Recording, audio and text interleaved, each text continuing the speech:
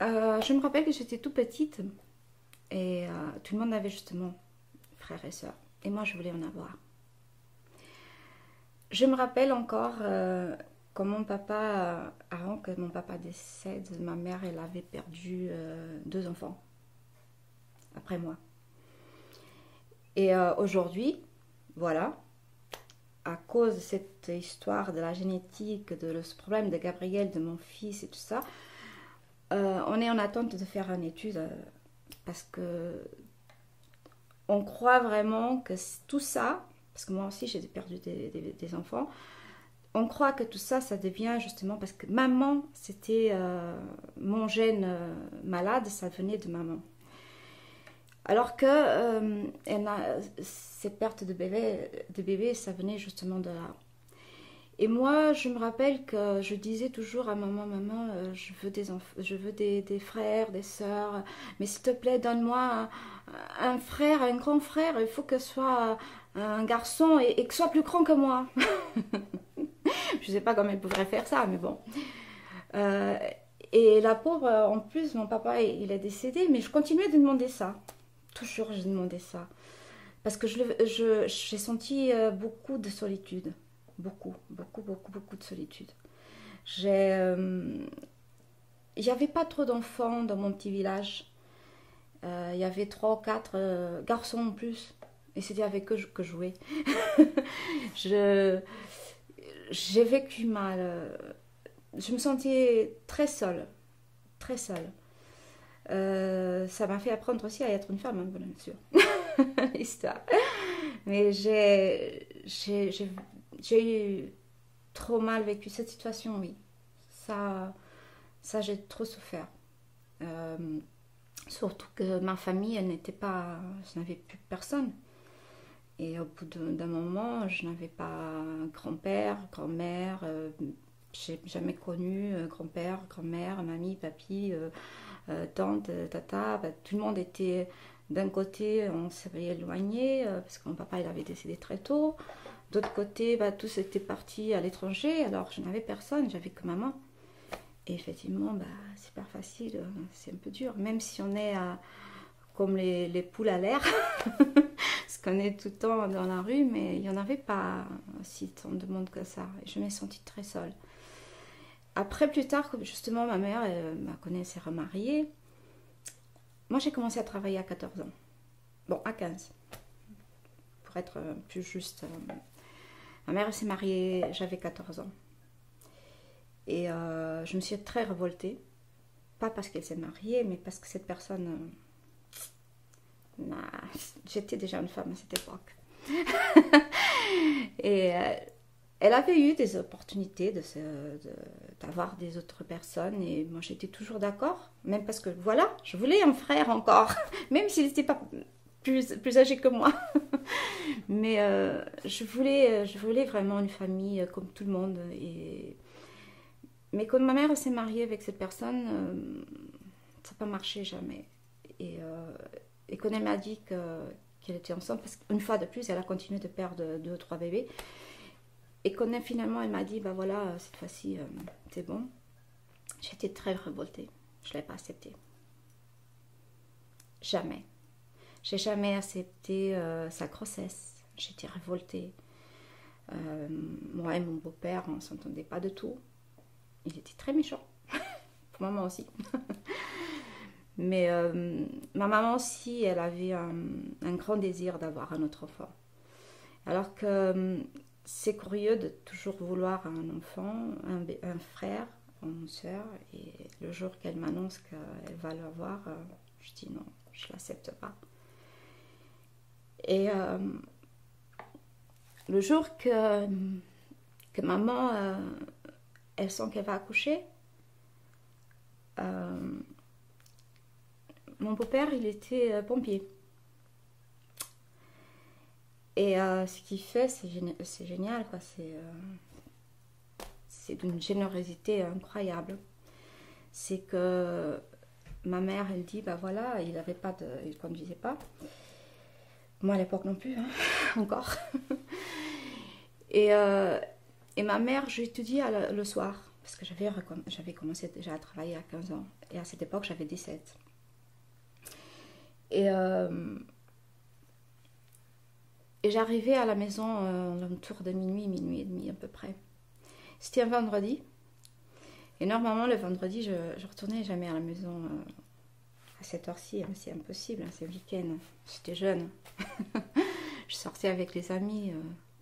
Et ce jour-là, bah, voilà, il y avait une chimie entre nous tellement forte que je me suis dit à mes amis, non, je retourne à la maison.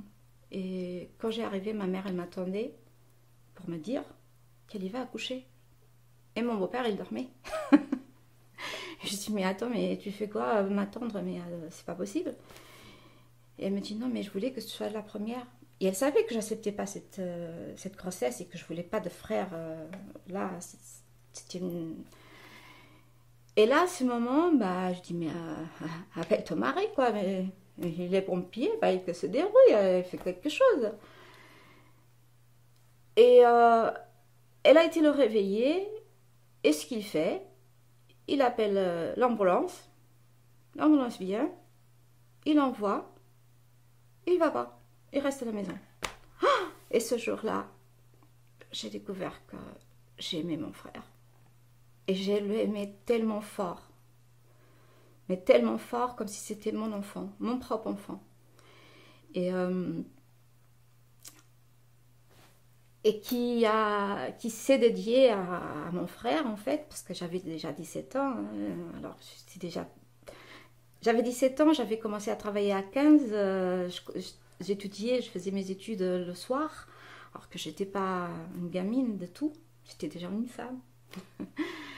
Alors que j'ai beaucoup aidé ma mère parce qu'elle a passé très mal. Elle a été 3 mois à l'hôpital. Enfin, c'était très compliqué à l'époque, son accouchement aussi. Mon frère, il était aussi en soins intensifs à sa naissance. Et c'était moi qui, tous les jours, il va le voir, que tous les jours a pris soin de lui, que tous les jours a fait sa maman, quoi. Et c'est mon petit frère. Aujourd'hui, il a 30 ans, mais c'est mon petit frère. C'est mon bébé. Même si on ne se parle pas, même si on ne se voit pas, bah, j'essaie de l'espionner un peu. Et malheureusement, bah, il a la trisomie 21. Et c'est ça. Parce que sinon, je suis sûre et certaine qu'on serait les meilleurs amis du monde. Parce qu'on a été toujours, jusqu'à que maman décède. C'était moi qui ai pris soin de lui. C'est comme s'il aurait de ma main. Et c'est ça. J'étais plus que sa sœur. Je me sentais plus que sa sœur. Moi, que je voulais avoir un frère plus âgé, finalement, j'ai eu un frère moins âgé. C'était moi qui l'a protégé quand je voulais être protégée, moi. Mais ça a été... depuis le premier moment que ma mère elle a rentré dans cette ambulance, je sais pas, je l'ai aimée tellement et j'ai dit non mais ça c'est atroce quoi. Comment est-ce qu'un père envoie comme ça sa femme à l'hôpital pendant la nuit en plus, le soir non, la nuit, parce que c'était presque entre-temps, c'était déjà presque 1h du matin. J'ai dit mais non mais attends. Et le lendemain en plus, quand il sait qu'il avait des soucis de santé, là, alors il a abandonné complètement. Hein. Il voulait plus savoir. Et je me dis, mais attends, mais on est où là? Ça, c'est vraiment, une fois de plus, la méchanceté qui vient et je ne supporte pas. J'ai été vraiment traumatisée avec ça. Et je dis, non, non, c'est... Et alors que mon frère, c'est un petit trésor que j'ai dans un petit coin de mon cœur, là, et que j'ai décidé de...